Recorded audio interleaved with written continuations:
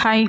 இது குஸ்கான்னு ஒரு விஷயத்த யூடியூப்பில் பார்த்தேன். அது ரொம்ப டஃப்பாக இருக்குமோன்னு யோசித்தேன். அதுக்கப்புறம் ஈஸியாக தான் இருக்குது. தக்காளி சாதம் பண்ணலாம் தான் பிளானில் இருந்தேன்.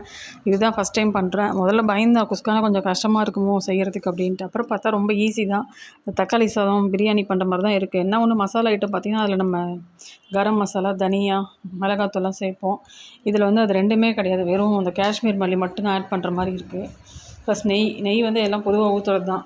அப்புறம் புதினா.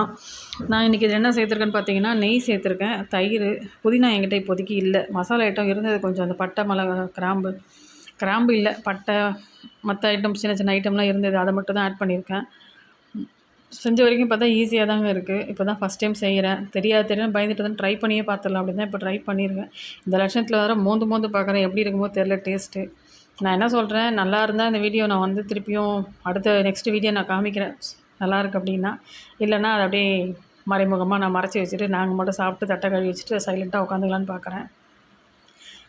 இதுதான் இன்றைக்கி பண்ணியிருக்கேன் சமையல். ஏதோ நான் காலையில் யோசிச்சுட்டே இருந்தேன் என்ன சமைக்கலாம் அப்படின்ட்டு, ஒன்றும் புரியல. அதுக்கப்புறம் யோசிச்சு பார்த்து தக்காளி சாதம் ஐடியா பண்ணேன்.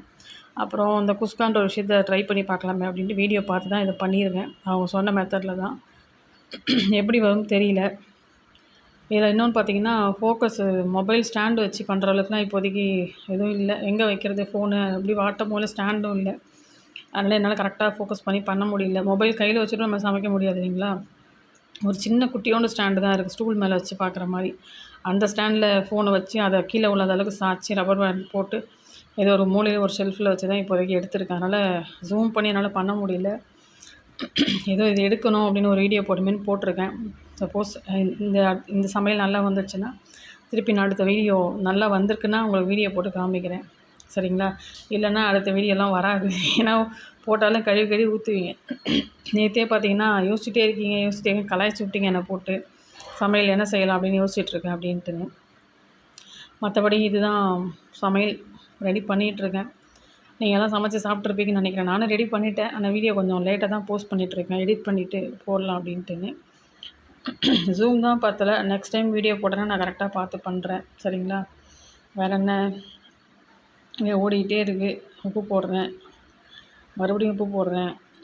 எனக்கு உப்பு பார்த்திங்கன்னா ஃபுல்லாலாம் என்னால் போட தெரியாது கரெக்டாக. அதனால் கொஞ்சம் கொஞ்சமாக தான் நான் போடுவேன், திட்டமாக தான் போடுவேன். ஆனால் பார்த்தீங்கன்னா உப்பு வந்து அதிகமாகவும் இருக்காது, அரை உப்பை தான் போடுவேன். அது பழக்கமாகிடுச்சு எனக்கு. பாதி உப்பு தான் போட்டு பழக்கம், பத்தலாம் அப்புறமா போட்டுக்கலாம் அப்படின்ட்டு. அதனால் பார்த்திங்கன்னா எப்பயுமே சமைக்க ஆரம்பித்தா கூட கொஞ்சம் கொஞ்சமாக போட்டு தான் பழக்கம். சில பேர் ஒரே கைப்பிடியில் எடுத்து போட்டுருவாங்க.